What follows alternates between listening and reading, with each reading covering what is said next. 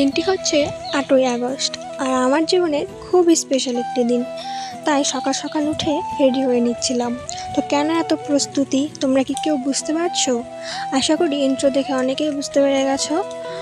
তো হ্যাঁ, আজ হচ্ছে আমাদের রেজিস্ট্রি ম্যারেজ। ফাইনালি ৭ বছর পর আমরা এই দিনটিতে এসে পৌঁছতে পেরেছি। তো এই দিনটিতে এসে পৌঁছানোর জার্নিটা খুব একটা সহজ ছিল না। 2019 সাল থেকে এই জার্নিটা শুরু হয়েছিল, আর এখন হচ্ছে 2025 সাল।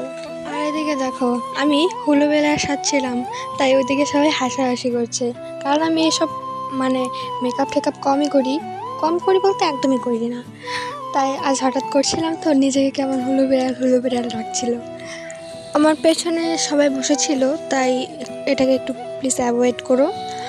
আমি একা রেডি হচ্ছিলাম না, তো সবাই রেডি হচ্ছিল, সবাই যাবে, তাই আমার পেছনে হুলস্থুল লেগে গিয়েছিল। কারণ অনেকটা বেলা হয়ে গিয়েছিল, তাই তাড়াতাড়ি রেডি হচ্ছিলাম। তো দেখো, আমি লিপস্টিকটা দেওয়ার পরে আমার ভালো লাগছিল না, তাই সবাইকে জিজ্ঞাসা করার পরে বললো যে চেঞ্জ করে নিতে, তাই আবার চেঞ্জ করে আসলাম। তো কোন লিপস্টিকটা ভালো লাগছিল, কোনটা আমাকে বেশি মানিয়েছে, তোমরা একটু প্লিজ কমেন্টে বলো। তো এই যে আমি একদম রেডি হয়ে গেছি, আর এটা হচ্ছে আমার ফাইনাল লুক। তো কেমন লাগছে জানিও।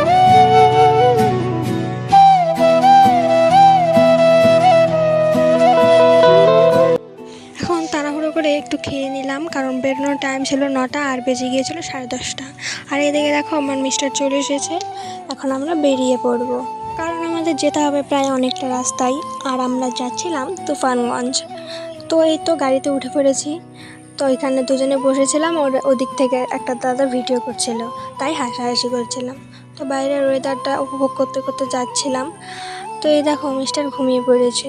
আর এটা হচ্ছে আমাদের বোচামুড়ি ফরেস্ট। আর এটা কোন বিল, তোমরা কি কেউ বলতে পারবে? তো বলতে বলতে এই দেখো পৌঁছে গিয়েছি তুফানগঞ্জে। তো গাড়ি থেকে নেমে ওখান থেকে খুব একটা দূরে না, তাই আমরা হেঁটে হেঁটে ওখানে যাচ্ছিলাম। তো ওখানে গিয়ে দুজনে বসে বসে কী বা গল্প করছিলাম, এখন ঠিক মনে নেই। একটু দেরি ছিল, তাই সবাই মিলে একটু গল্প করছিলাম। আর এদিকে দেখো, আমার 3 মাসি বসেছিল। তো ফাইনালি সে সময়টা চলেই এলো, আমাদের ডাক পড়লো। তো ওখানে গিয়ে সইগুলো করে দিচ্ছিলাম, আর সইগুলো করছিলাম, আর আমার হাত পা খুব কাঁপছিল ভয়ে। তারপর সাক্ষীদের সই নিল, কিছু টিপছাপ নিয়ে নিল। আর ইনি হচ্ছে আমাদের যিনি রেজিস্ট্রি ম্যারেজটা করিয়েছেন, সেই অফিসার। তিনি ছিলেন খুবই রসিক, তাই আমাদের দিয়ে যে কী করিয়েছে তার কোনো ঠিক ঠিকানা নেই। এদিকে আরও কিছু সই ছিল, সইগুলো করে নিলাম। তারপরে এই দেখো, সার্টিফিকেটটা দিয়ে দিয়েছে। এখন হচ্ছে শপথ গ্রহণের সময়। আর যিনি অফিসারটা ছিলেন, তিনি আমাদের নাকি ভিডিও করবেন, তাই আমাদেরকে কী করতে বলছিল। তাই আমরা হাসাহাসি করছিলাম, এমনিতেই লজ্জা পাচ্ছিলাম, কারণ ওখানে সবাই ছিল।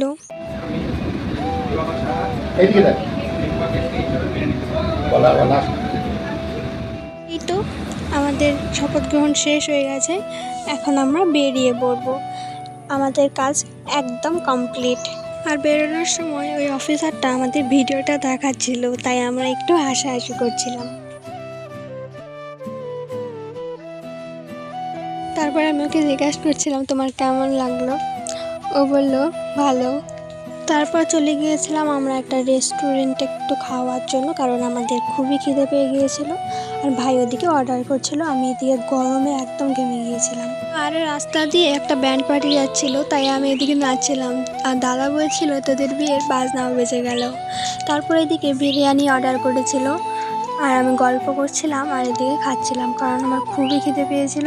তাই তাড়াতাড়ি খেয়ে নিয়ে একদম ফ্রেশ হয়ে বেরিয়ে পড়েছিলাম। এখন যাও একদম সোজা বাড়িতে। আর এদিকে দেখো, বাসে উঠে আমরা সেই ছোটোবেলার ঝাল ঝাল লজেন্সগুলো খাচ্ছিলাম। তোমরা কে কে এই ঝাল ঝাল লজেন্সটা খেতে এখনও পছন্দ করো বলো তো? আমার তো খুব ভালো লাগে। আর বাড়ি ফেরার সময় বাড়ির জন্য মিষ্টি নিয়ে একদম চলে এসেছিলাম বাড়িতে।